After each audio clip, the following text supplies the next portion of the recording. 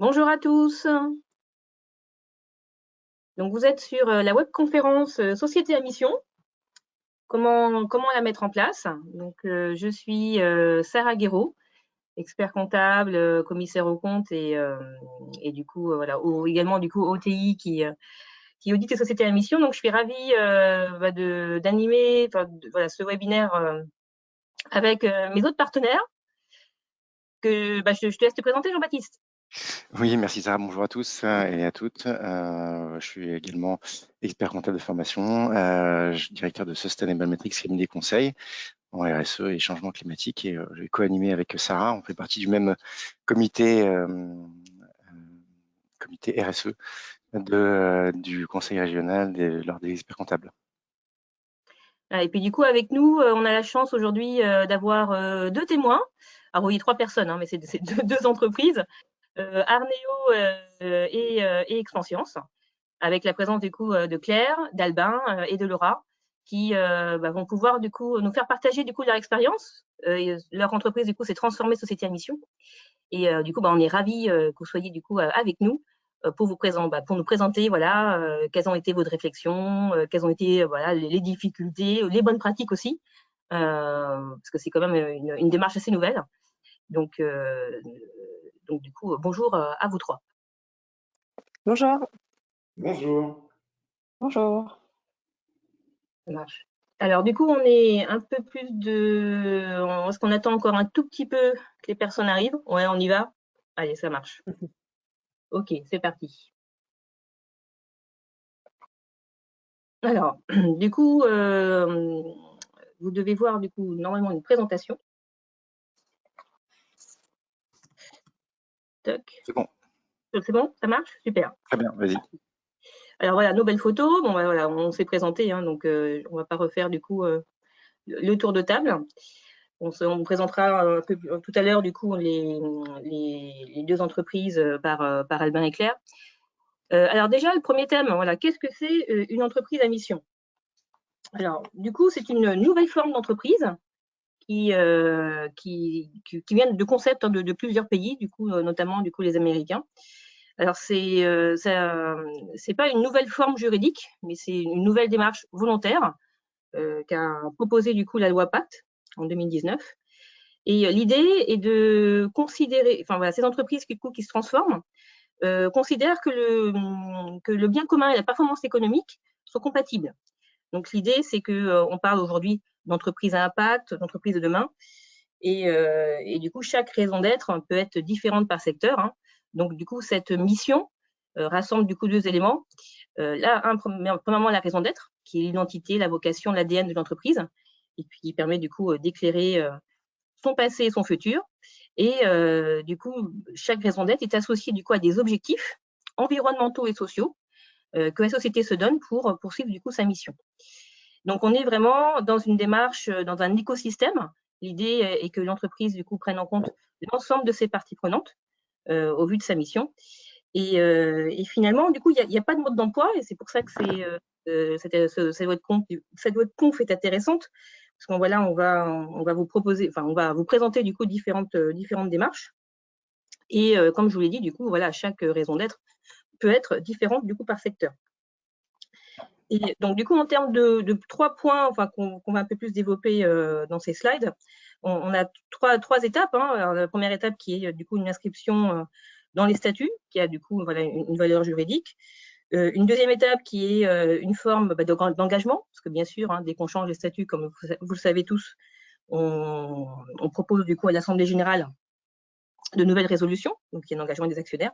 Et ensuite, du coup, des mécanismes de contrôle, avec un double contrôle par la création d'un comité de mission et l'évaluation par un organisme tiers indépendant.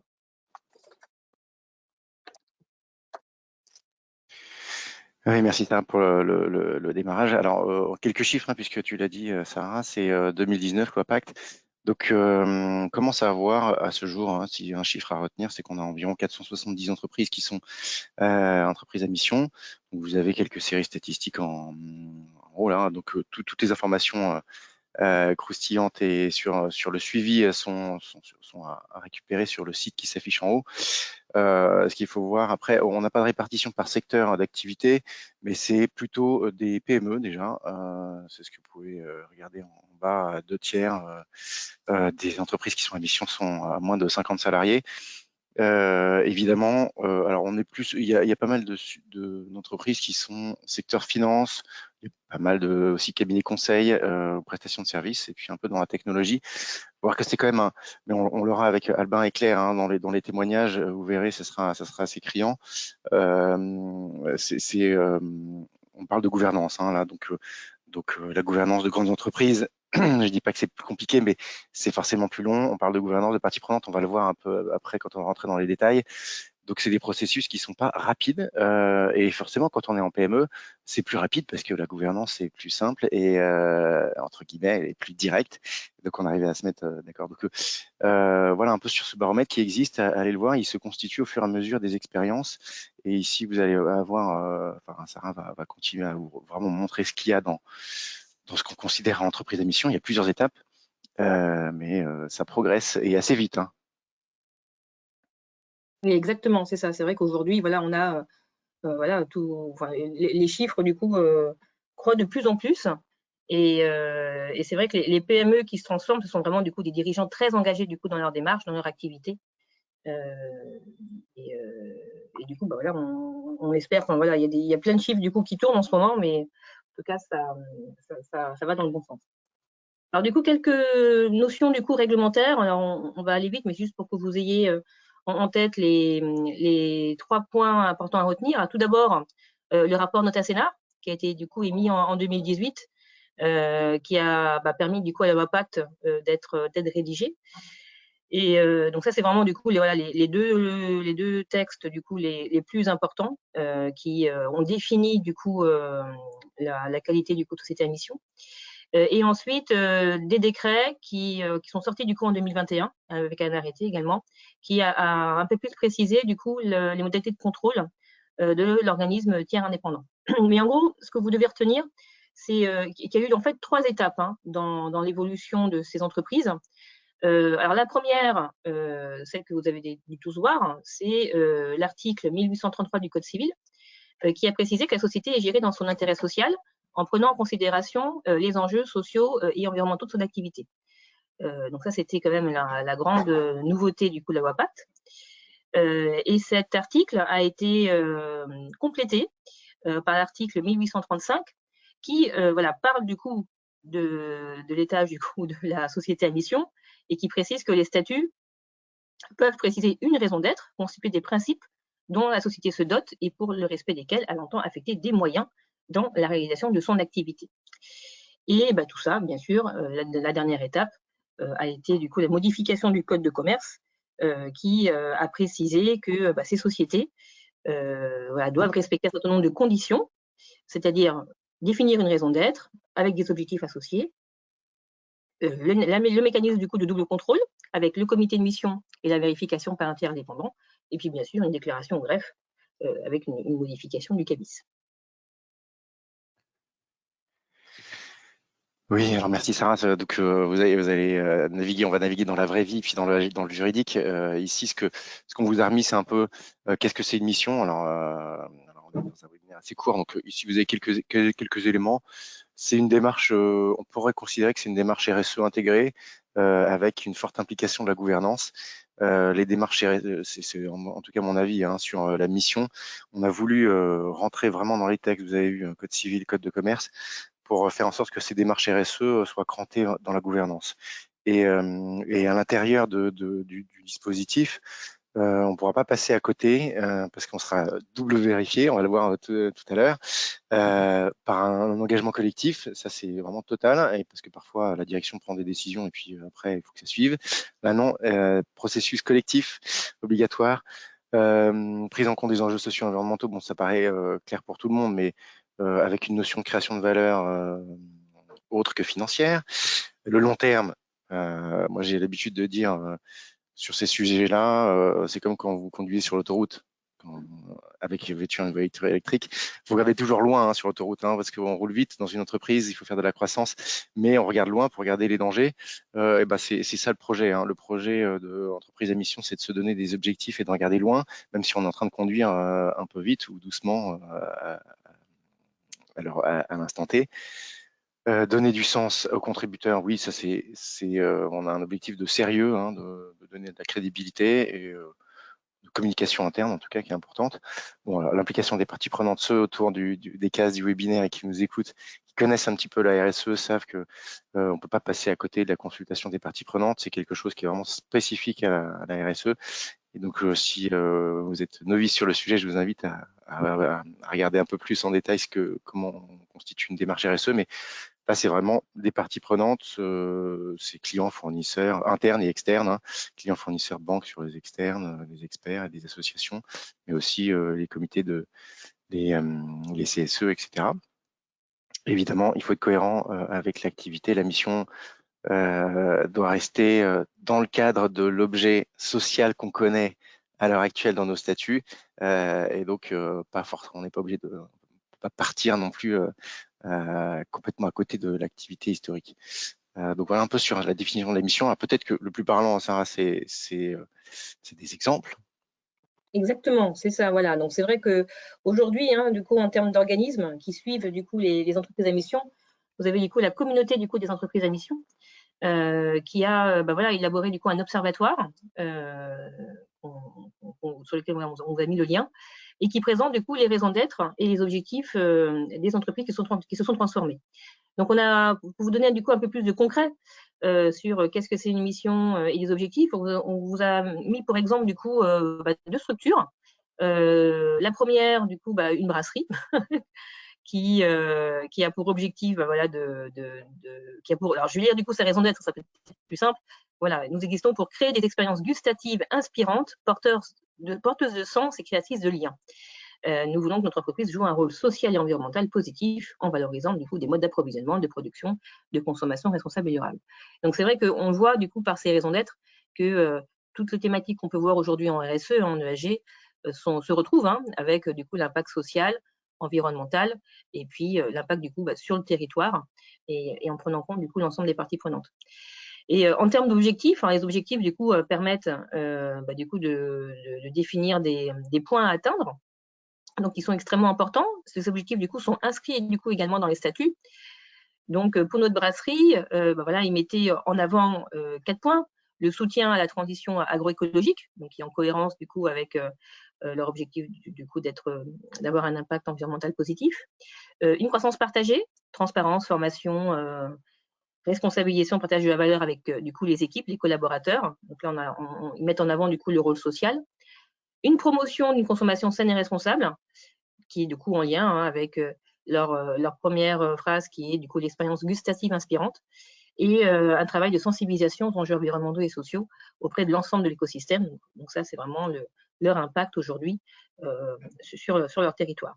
Et puis une entreprise qui est un peu plus grosse, le groupe Rocher, qui met en avant du coup le côté nature avec une envie d'agir pour la planète et de reconnecter du coup ces communautés à la nature avec du coup 5 objectifs: promouvoir du coup le lien entre ces communautés et la nature, agir en faveur de la biodiversité, développer une innovation frugale pour une consommation responsable.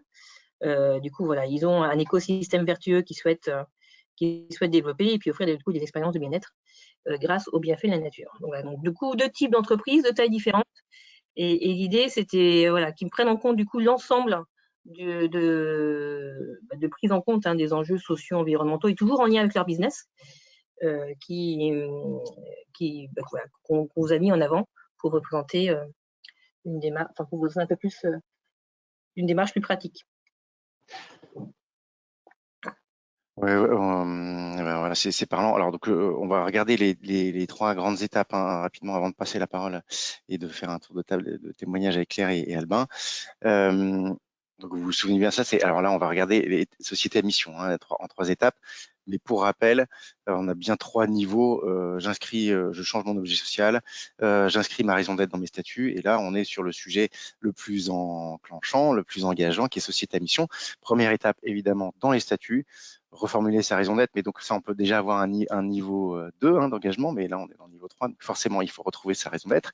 Bon, modification des statuts, c'est pas juste une étape juridique. On va voir comment Claire et Albin l'ont fait. C'est pas juste un guichet d'enregistrement. Pas si simple de retoucher au statut, de rédiger quelque chose à l'intérieur. Formuler un ou plusieurs objectifs sociaux. On en a vu il y a un instant avec Sarah. Là, l'idée, je rajoute qu'il faut que ce soit long terme.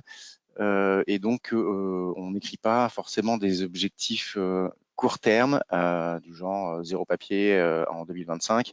Voilà, il faut qu'on ait des objectifs qui soient évidemment à connotation opérationnelle, il faut que ça soit concret, mais sur un sujet de long terme, puisqu'on est dans les statuts. On va pas changer les statuts tous les 4 matins. Et puis le dernier point que vous voyez ici, on va le détailler tout à l'heure dans la deuxième étape qui consiste sur le comité de mission, l'animation du comité de mission, qui est vraiment le sujet clé. Donc dans les statuts, il faut également écrire les modalités de suivi de l'exécution de la mission. Donc c'est le rôle du comité de mission. On peut d'expérience avoir un règlement intérieur qui explique comment va fonctionner le suivi de la mission, et puis faire un renvoi juste dans les statuts un peu plus courts au règlement intérieur. Mais donc ici, on a vraiment des choses très concrètes sur l'organisation du comité de mission, qui se réunit combien de fois par an, qu'est-ce qu'il fait, quel est son rôle, etc. Mais on va le détailler. Donc la première étape, changement des statuts. Deuxième étape. Voilà, du coup, le comité de mission, donc en fait, cette notion du coup de double contrôle, hein, donc il y a un comité de mission qui est créé du coup par l'entreprise et qui a pour rôle du coup d'évaluer du coup l'efficacité des actions menées par la direction d'entreprise. Alors, ce comité de mission, les entreprises se posent un certain nombre de questions sur sa composition, donc ça, on va le voir juste après. Et en tout cas, ce que vous devez retenir, c'est que ce comité de mission va avoir deux rôles dans le temps. Donc la première chose, c'est voilà, évaluer cette efficacité du coup de manière régulière, et ensuite avoir du coup une démarche du coup de questionnement stratégique sur la pertinence de la mission. Donc c'est un petit peu le poil à gratter, si je puis dire, du conseil d'administration, du comité de direction. Ils vont challenger du coup la gouvernance sur la mission et sur la voie qu'ils prennent. Alors, pour revenir un petit peu sur la composition de ce comité de mission. Donc, la loi distingue déjà les entreprises de plus de 50 salariés et celles de moins de 50 salariés. Donc, sur les plus de 50 salariés, il est prévu du coup que cet organe se compose d'au moins un salarié. Donc ça, c'est la loi, mais du coup, en pratique, et c'est déjà là toute l'expérience que va nous partager du coup Arnéo et Expanscience, c'est que tout l'intérêt de ce comité de mission, c'est qu'il soit composé, bien sûr, de personnes internes à l'entreprise, mais également de personnes externes qui auront ce rôle de recul du coup de la mission et des objectifs. Donc c'est vrai qu'aujourd'hui, en termes de bonnes pratiques, dans ce comité de mission, il est recommandé d'avoir des personnes, alors, des parties prenantes, hein, des clients, des fournisseurs, des universitaires, en tout cas voilà, des personnes extérieures du code d'entreprise qui connaissent quand même son business et qui peuvent du coup challenger la mission et pouvoir avoir ce rôle du coup d'évaluer du coup si la mission est bien menée. Alors, et pour juste les moins de 50 salariés, donc on parle plutôt de référent de mission, donc qui peut être bien sûr un salarié ou une personne extérieure. Pardon. Et en fait, aucune précision donnée sur le fait que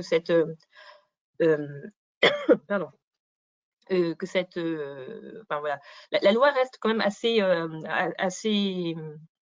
large, donc aux entreprises du coup de trouver aujourd'hui leur meilleur mode du coup opératoire pour constituer ce comité. Et comme le disait très bien Jean-Baptiste, aujourd'hui un règlement intérieur permet du coup de décrire le fonctionnement de ce comité de mission. Donc on attend dans ce règlement intérieur la fréquence, la désignation des membres,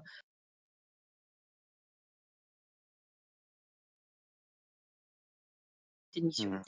Et puis surtout, oui, un point aussi d'attention, il n'a pas de pouvoir d'investigation comme un conseil d'administration. Il est vraiment, du coup, il a vraiment pour rôle de vérifier la mission.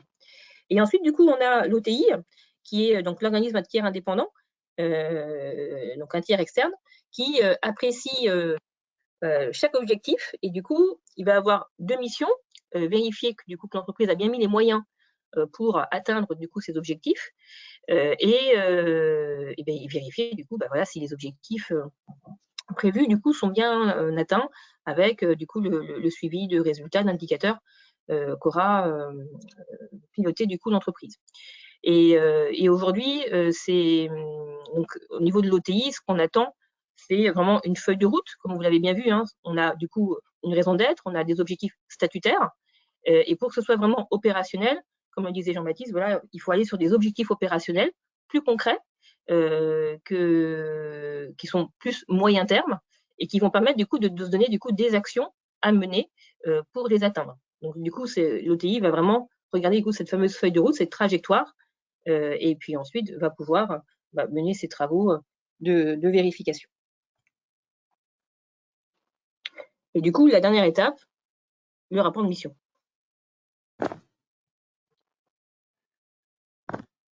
Si tu veux, je peux commenter le rapport de mission, donc pas de problème, Sarah. Et il y a le rapport de mission, il sanctionne, il a des indicateurs de suivi, il est joint au rapport de gestion, évidemment. Donc on est dans un exercice où on crante la gouvernance. Donc on est dans un processus ancré dans le fonctionnement de la boîte, hein. Donc à l'intérieur, il y a le rapport de mission qui suit le processus de signature. Et le rapport, comme les comptes en fait, hein, les comptes d'entreprise, et donc je pense autour des cas des gens qui nous écoutent, le processus est bien connu.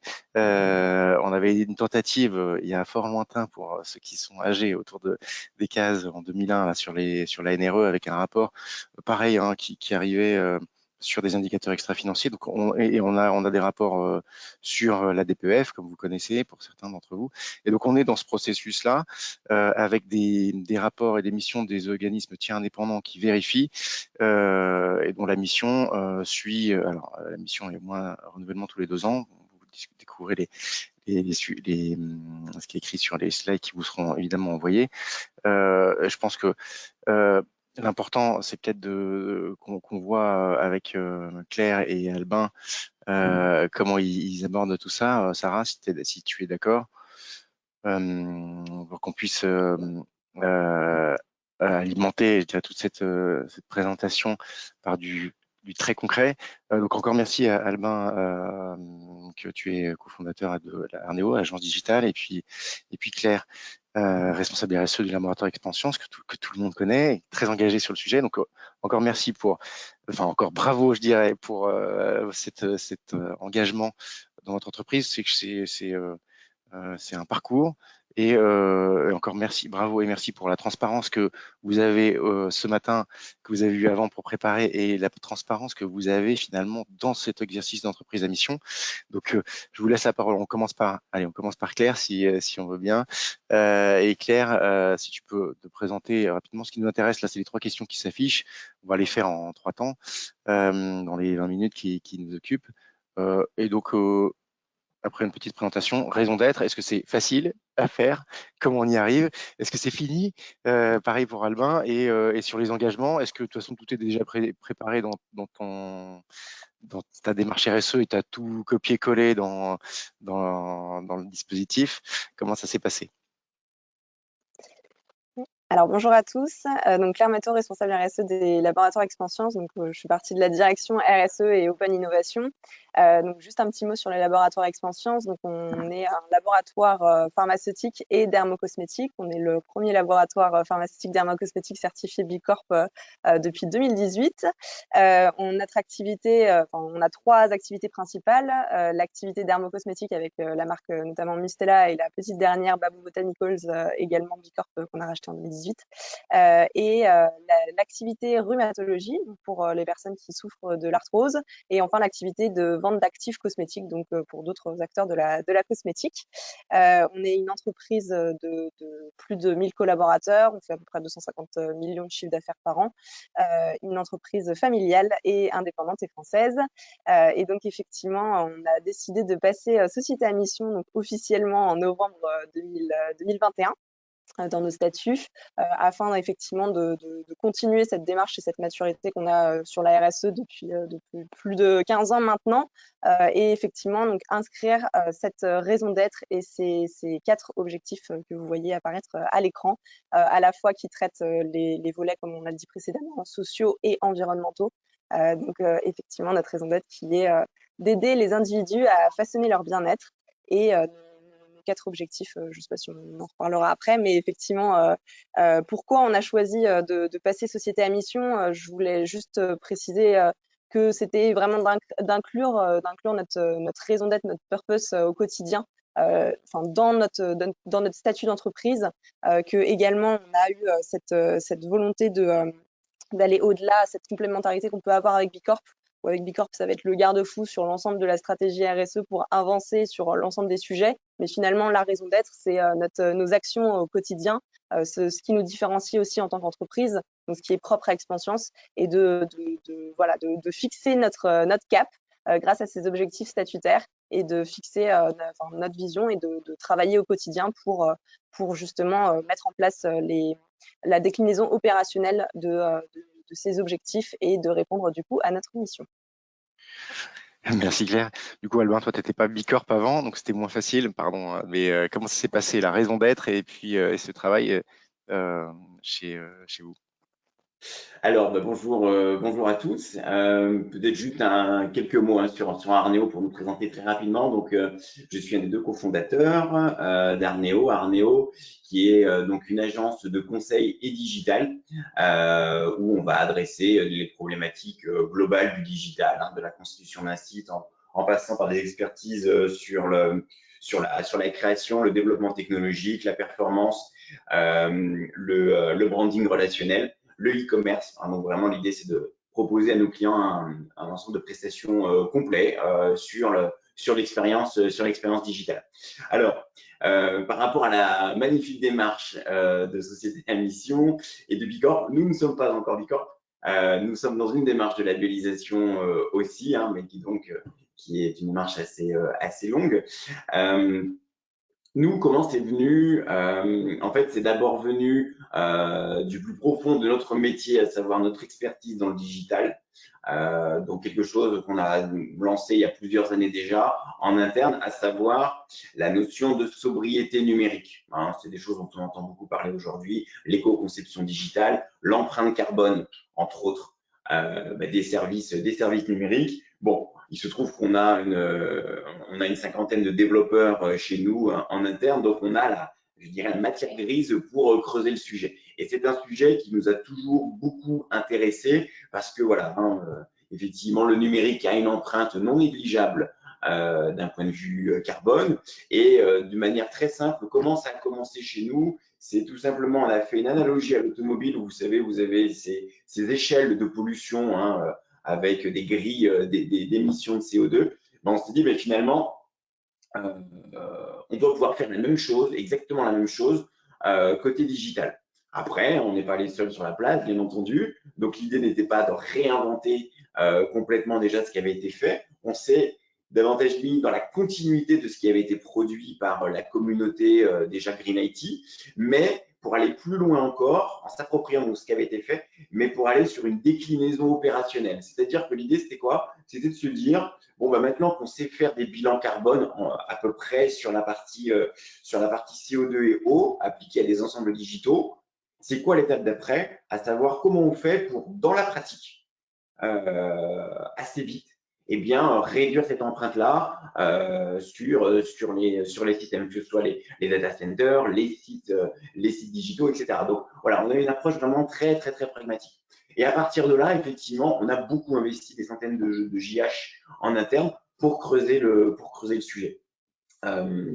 Et c'est vrai que on s'est dit, pour aussi faire reconnaître cette démarche, c'est là qu'on a appris en fait ce qu'était la RSE. Mais en fait, on a commencé à faire de la RSE avant même que moi-même je sache ce que le terme voulait dire. Donc, c'est d'abord la RSE, et en tout cas la raison d'être. Moi, si j'ai vraiment un conseil à donner, un conseil en tout cas, c'est une expérience, c'est que ça ne peut pas être un slogan. C'est d'abord une valeur. profonde de l'entreprise par rapport à son activité, par rapport à effectivement à ce vers quoi elle veut tendre. Et c'est cette valeur-là après qu'on met en avant et qu'on résume dans la raison d'être. Et donc la nôtre, qui pour l'instant est celle que vous voyez à l'écran. Donc plutôt que de casser les codes du numérique, nous avons choisi d'en construire de nouveaux et d'allier toutes nos forces vers une nouvelle ère plus responsable, plus juste et plus collaborative. C'est celle-ci. Après, je vous dis c'est celle-ci parce qu'en fait, effectivement, nous avons mis en place un comité de mission chez nous, dont nous avons fait la première réunion pas plus tard qu'hier. Et alors, j'anticipe peut-être les questions suivantes. Non, mais alors, vas-y, alors, allons-y sur le comité à mission, parce que c'est notre deuxième question, mais Claire, comme elle est prête à répondre aussi sur ce qui se passe chez Expansience, mais sur le comité à mission, première réunion hier, et comment il a été constitué peut-être juste avant, et qu'est-ce qui s'est passé du coup? On a les informations. Alors, dans la mesure où tu peux nous dire ce qui s'est passé, c'est transparent. Alors, déjà, comment on l'a constitué rapidement, c'est effectivement, donc, nous avons une équipe en interne d'Arneo. Nous sommes une centaine de collaborateurs composés, effectivement, bien entendu, de la direction, mais des représentants des collaborateurs, de collaborateurs. Donc, vraiment, l'idée, c'est d'avoir un panel très représentatif de notre société. Donc, petit groupe qui a travaillé donc avec un consultant RSE spécialisé dans effectivement la matrice de matérialité, quelles sont nos valeurs. Donc, quelqu'un qui nous a un petit peu remué aussi pour exprimer ce qu'on souhaitait. Et à partir de là, eh bien, quand on agrège tous ces éléments, on ressort effectivement une raison d'être qu'on travaille une fois, deux fois, trois fois, plusieurs fois, et qu'on a ensuite soumis pour approbation et pour vote, parce qu'on avait plusieurs exemples, plusieurs versions, à l'ensemble de nos collaborateurs. D'accord. Voilà. Les 100 personnes. Pour l'histoire du comité, en fait, c'est essentiel en fait, pour nous de passer par cette étape pour embarquer l'ensemble des collaborateurs. C'est pas un projet de la direction, c'est un projet de l'ensemble de la société. Tout le monde doit pousser. C'est vraiment un facteur clé de succès et il est nécessaire. Il n'est pas suffisant, mais il est nécessaire. Et ensuite, pour le comité de mission, effectivement, en fait, on nous a demandé de réfléchir aux personnalités qu'on souhaiterait avoir, donc des gens qui nous inspirent, venant de milieux différents du nôtre. Et donc, de fil en aiguille, on a constitué ce comité composé de clients, de partenaires. Aujourd'hui, c'est un comité de mission composé de 8 personnes, 3 internes, et puis 5 personnes extérieures. Voilà. Alors, je vais peut-être laisser la parole à Claire pour qu'elle témoigne aussi avant de revenir sur après le côté changeant du comité de mission. Oui, la vie du dernier comité de mission d'hier, on est tous impatients, mais Claire, chez vous, comité de mission facile à mettre en place, il était déjà mis en place avec Bicorp, on avait beaucoup de choses. Non, mais j'imagine que vous avez quand même dû plancher sur le sujet.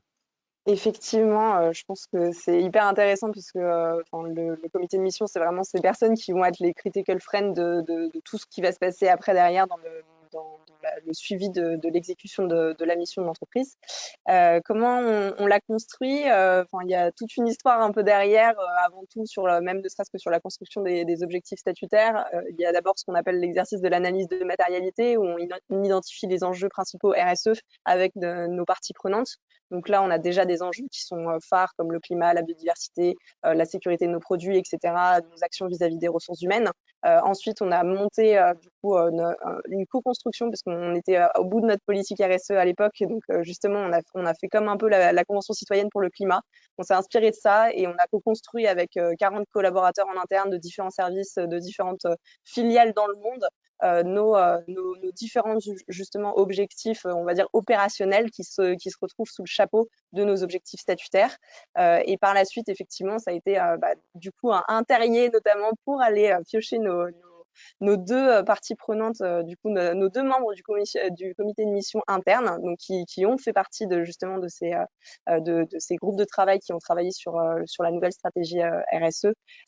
Et par rapport à l'externe, du coup effectivement on a pris des experts qui notamment travaillent, nous challenge sur nos enjeux donc de matérialité, à savoir sur la biodiversité, le climat, les ressources humaines, les nouveaux modèles de gouvernance et de société, ce vers quoi on veut tendre également en termes d'entreprise pour réinventer tout ça. Et donc, c'est ultra motivant. Ça a été complexe tout de même parce que voilà, on n'est pas forcément, on veut avoir des experts qui nous challengent beaucoup.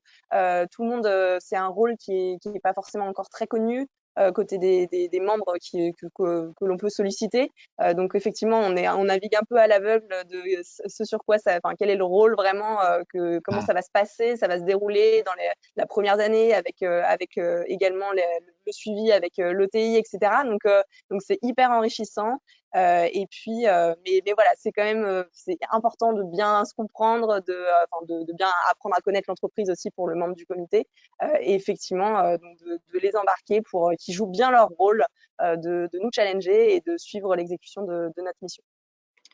Et donc, on a au bilan 7 membres, effectivement, donc 5 membres externes et 2 membres internes. Super. Et du coup, c'est vrai que ce comité de mission, on se pose un certain nombre de questions. Quel est son rôle face à la gouvernance aujourd'hui, face au comité de direction, par rapport au président, par rapport à la direction générale? Est-ce qu'il y a des conflits d'intérêts possibles? Voilà. Quelles ont été du coup vos difficultés aujourd'hui du coup pour constituer ce comité de mission? Allez-y Claire, je vous laisse continuer. J'interviendrai par la suite. Alors effectivement, nous en plus pour le premier, on a été, le premier comité de mission, on a effectivement des membres qui nous ont accompagnés également sur l'élaboration de la stratégie, donc un cabinet de conseil en RSE.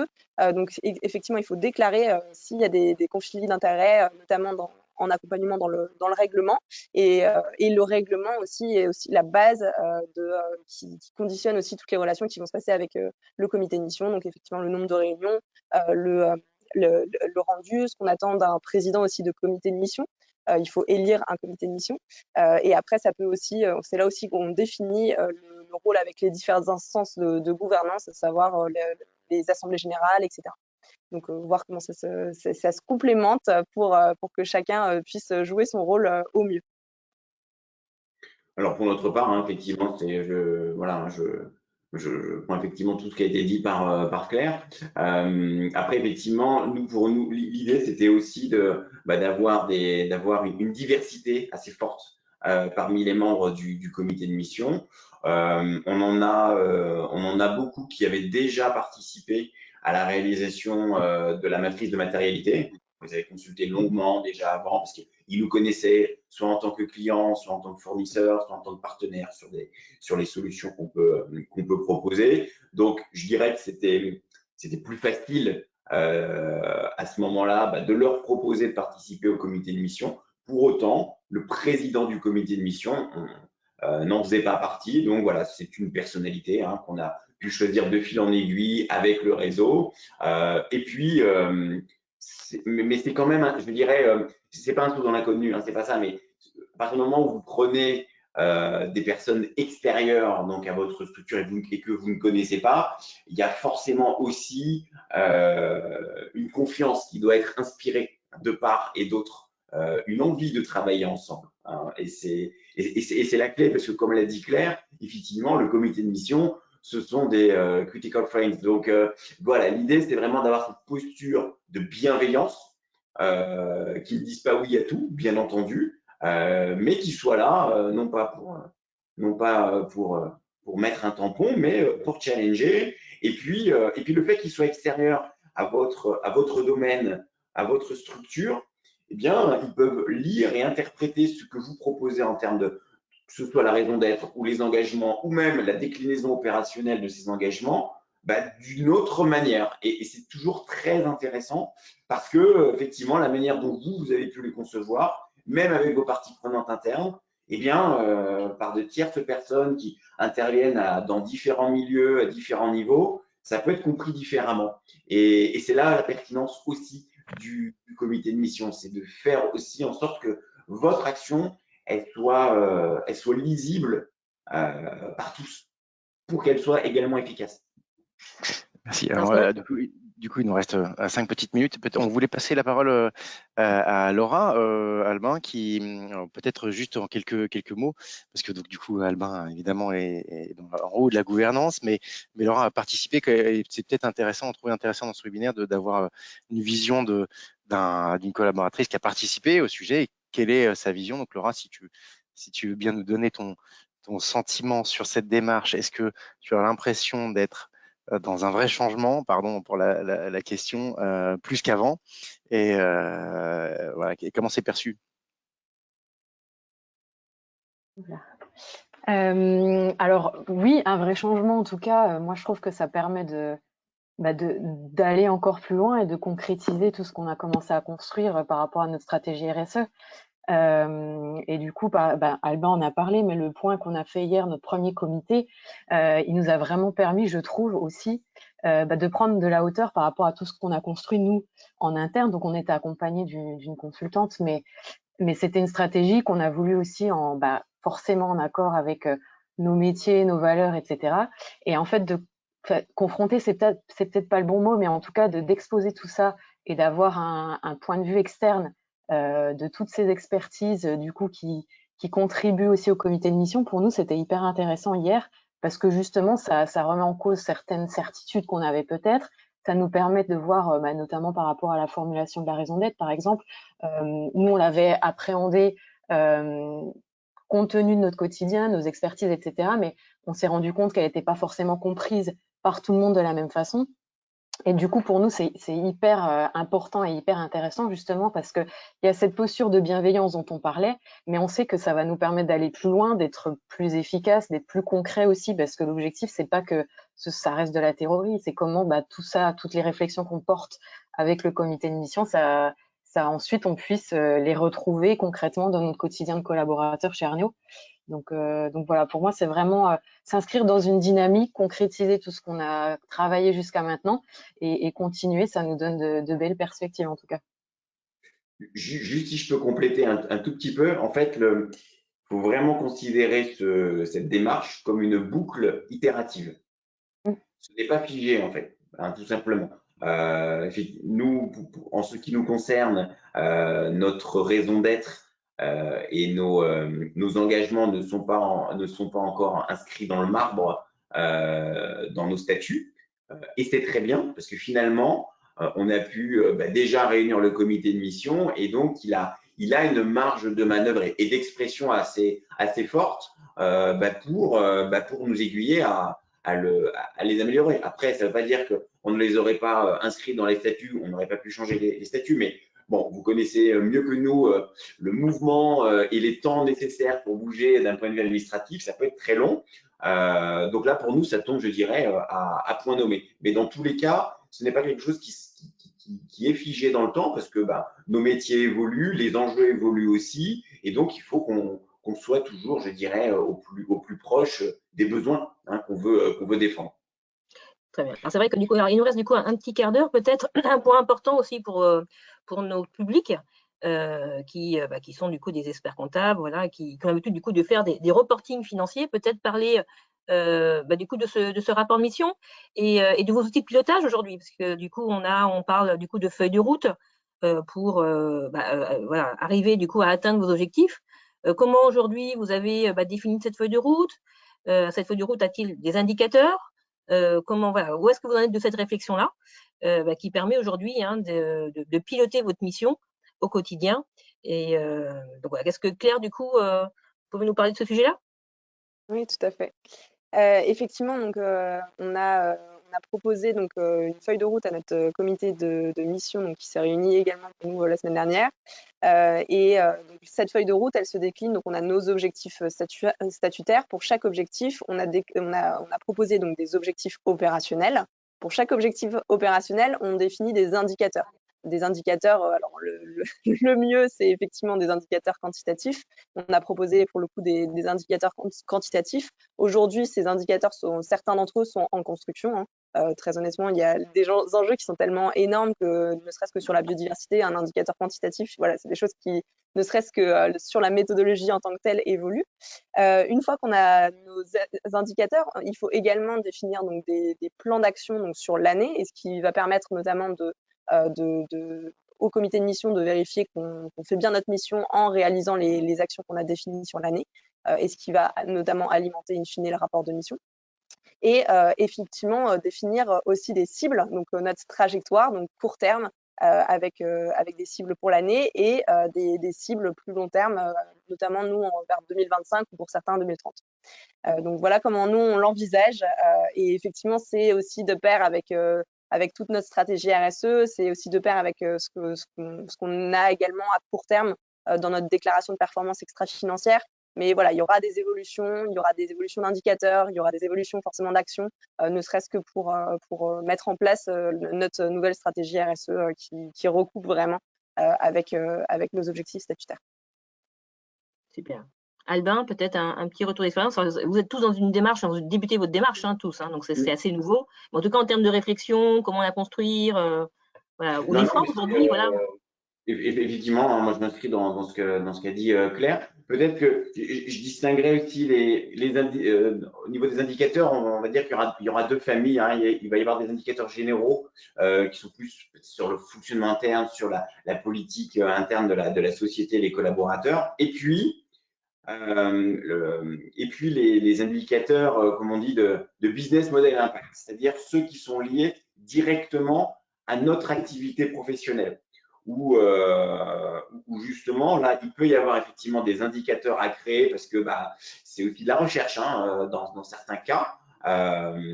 Et c'est là où on va avoir un engagement aussi de notre part sur la réduction. Alors, je vous parlais tout à l'heure de la sobriété numérique, mais effectivement, on prend des engagements de réduction d'empreintes sur toutes les productions digitales que nous avons. Voilà. Donc, on va avoir vraiment ces deux familles. Et si je fais un pont avec Bicorp, ce fameux label, effectivement, c'est une part qui est assez importante. C'est-à-dire qu'il faut absolument avoir une influence dans les produits que vous proposez avec une démarche positive. Et pour cela, c'est là où on a aussi besoin de se rapprocher d'organismes extérieurs pour vous permettre de certifier vos résultats. Parce que lorsqu'on fait de la recherche sur un domaine, on va être jugé parti en fait, parce qu'on va créer des indicateurs et puis on va s'auto-évaluer. C'est pas possible. Donc c'est là aussi, il faut nouer des partenariats. Dans notre cas, c'est avec l'INR, l'Institut du numérique responsable, pour valider tout ça et qu'on avance de manière sereine. Alors c'est vrai que du coup pour notre public d'experts comptables, qui auront du coup parmi leurs clients des TPE, PME qui se transforment, qui se posent un certain nombre de questions. Aujourd'hui, c'est vrai qu'en termes du coup d'indicateurs, on a le volet social, on a le volet environnemental. Sur le volet social, il y a des indicateurs RH aussi sur lesquels du coup l'expert comptable aussi peut aider dans cette constitution. C'est vrai qu'aujourd'hui, je vois aussi les questions sur le chat. J'en profite également pour vous les retourner. Des questions du coup sur vous avez fait appel à des consultants externes, tous les deux du coup au départ, pour constituer, pour vous aider dans la question de ces raisons d'être. Quel a été, l'objectif c'était du coup, pourquoi vous avez du coup fait appel à ce type de consultant? Voilà, et il y a aussi une question, parce que forcément on est dans un monde du chiffre là, donc Albin et Claire, vous pouvez bien imaginer quelle est la question, mais ça coûte combien tout ça? Et vous avez le droit de me dire, mais ça ne coûte pas, ça rapporte. Mais aussi, quel consultant, pourquoi, comment on le choisit, et combien ça prend de temps aussi, il y avait des questions aussi très opérationnelles, et combien ça coûte. Alors, du coup, effectivement, sur pourquoi être accompagné, je pense qu'il y avait la notion que c'était un exercice nouveau aussi. Et le fait que, effectivement, sur ce type d'exercice en RSE, on est souvent accompagné sur ce volet-là. Et pour vraiment bien comprendre ce nouveau rôle d'une part du comité et sur la partie définition des objectifs statutaires, effectivement. Même si ça n'a pas empêché qu'on travaille forcément en interne avec le comité de direction et avec l'ensemble de nos parties prenantes. Et sur la partie du coût, alors effectivement, je pense que ça, in fine, ça rapportera effectivement plus de valeur. Mais sur la partie du coût, alors au global, je ne sais pas. En plus, la rémunération, on peut prévoir une rémunération des membres du comité ou non, à définir également avec eux. Mais donc, il y a aussi, ça peut être aussi pris en compte. Je ne sais pas le global. Non, mais mais forcément, pour une TPE, pour une TPE de 5 personnes, ça va pas coûter grand-chose parce que on va trouver un petit consultant qui a passé quelques jours. Donc, vous le savez bien, tous autour des cases, des jours hommes de prestations de services. On n'est pas des garagistes, des consultants, des commissaires aux comptes, des experts comptables. C'est entre 800 et on n'est pas des avocats internationaux. Donc, ça va pas monter non plus jusqu'à 10 000 euros la journée. Donc, comptez des tarifs horaires de conseil et après, en nombre de jours de conseil, du coup, chez Expansion, c'est plutôt des trucs à 10 jours, quoi, de consultants. Chez Albin, c'est plutôt moins de 10 jours. Alors, pour notre démarche, la consultante qu'on a pris, alors on était en mode semi-autonome, c'est-à-dire qu'effectivement, elle nous accompagnait, mais Laura, que vous avez entendu, et puis d'autres personnes en interne, se sont aussi très fortement approprié la démarche pour aussi la diffuser plus largement. Et donc, du coup, et je n'évite pas la question, pour revenir sur l'histoire du coup, on a été accompagné à hauteur d'à peu près 25 jours par cette consultante RSE sur des tarifs, oui, effectivement, aller aux alentours de 1 200 € la journée. Voilà, pour quelqu'un qui est vraiment aguerri, qui a des certifications, etc. C'est ce qu'il faut compter. Après, ça a été notre choix, ça aurait pu être moins, ça aurait pu être plus aussi, mais voilà, c'est ce qu'il faut compter. Effectivement, on parle des coûts, mais je suis d'accord avec Claire. Si on le fait, c'est parce qu'on y croit, et au-delà d'y croire, pour, je dirais, la noblesse du sujet, en tant que chef d'entreprise, j'y crois aussi beaucoup pour avoir un retour sur investissement d'un point de vue business. C'est clair. En fait, ça ne peut pas marcher. On n'aurait pas lancé ça non plus sans penser que ça pourrait marcher. C'est vraiment une inscription, c'est vraiment une vue à long terme qu'il faut avoir pour le développement de nos activités. Donc, et pour nous, c'est une évidence. Et au-delà du chiffre d'affaires qu'on peut ensuite développer, confirmer, c'est aussi, je le pense, un très bon moyen pour motiver plus encore et garder des talents. C'est évident que des sociétés comme les nôtres perdraient les talents, des talents qu'on a parmi les jeunes générations, si on ne s'inscrivait pas dans ce genre de démarche. Enfin, on serait à côté de la plaque. Et aujourd'hui, c'est assez facile à voir que les jeunes générations aspirent aussi à d'autres choses que voilà, qu'une carrière de développement business, etc. Non, c'est un ensemble de choses et il faut l'appréhender et c'est très important pour garder nos talents. Alors c'est vrai que du coup, pour bondir aussi sur nos professionnels du chiffre qui sont aujourd'hui parmi nous, c'est vrai qu'aujourd'hui, il y a différentes étapes du coup d'intervention possible au niveau de ces sociétés à mission. Alors bien sûr, du coup, en tant qu'expert comptable, quand on travaille du coup avec le dirigeant sur sa performance financière, on a aujourd'hui toute la capacité aussi pour lui donner du coup une réflexion sur sa démarche stratégique, sur de la mise en œuvre. Donc, je pense qu'aussi, voilà, nos professionnels, du coup, peuvent également intervenir en amont et puis également, du coup, en aval avec, du coup, ce pilotage, ces indicateurs, ce mode de reporting. Parce que c'est certain que le petit chef d'entreprise qui dans sa TPE, va pas avoir, du coup, forcément les mêmes moyens, le même temps à passer, même si c'est un dirigeant, du coup, très engagé. Donc, il va y avoir besoin de soutien. Et aujourd'hui, voilà, notre profession, du coup, doit s'investir dans ce sujet-là pour pousser à accompagner. Aujourd'hui, voilà, on a notre rôle d'accompagnant du coup du dirigeant dans ces différentes étapes. Si je peux rajouter juste un mot de plus, c'est aussi important dans la mesure où on participe à des appels d'offres et ça devient un critère de plus en plus important. Ce n'est pas encore obligatoire, quoique pour certains appels d'offres, ça peut l'être, mais on le voit apparaître, notamment aussi au niveau des grandes entreprises. Chaque année, on nous demande on nous demande une évaluation, notamment au sein, par exemple, d'Ecovadis. On a des clients qui nous imposent une cotation Ecovadis, mais on nous demande de montrer ce que l'on fait en termes de RSE. ça peut être un critère qui devient, qui exclut des sociétés. Hein. Et une démarche RSE ne se lance pas en 2-3 jours. Donc, c'est vraiment quelque chose qu'il faut anticiper. Et voilà, il faut le faire dès maintenant. Sinon, voilà, ça peut vraiment occasionner un risque sur le chiffre d'affaires à venir. Très bien. Merci. Alors, il reste du coup 3 minutes. On peut peut-être du coup rebalayer quelques questions. Oui, il y a une question pour Sarah qui parle et le coût pour l'OTI. C'est combien? Et il y a un sujet, est-ce que effectivement on fait vraiment des ateliers pour trouver sa raison d'être? Quels sont les freins en interne, externe? Je pense qu'on a pas mal évoqué là. Il y a une autre question qui parlait de sanctions.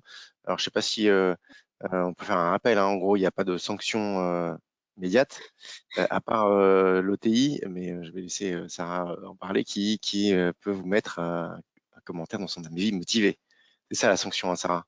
Alors oui, alors du coup, c'est vrai que l'OTI du coup va rapporter du coup un rapport. Hein. On va du coup écrire un rapport qui devra être public et diffusé du coup sur le site internet du coup de la structure.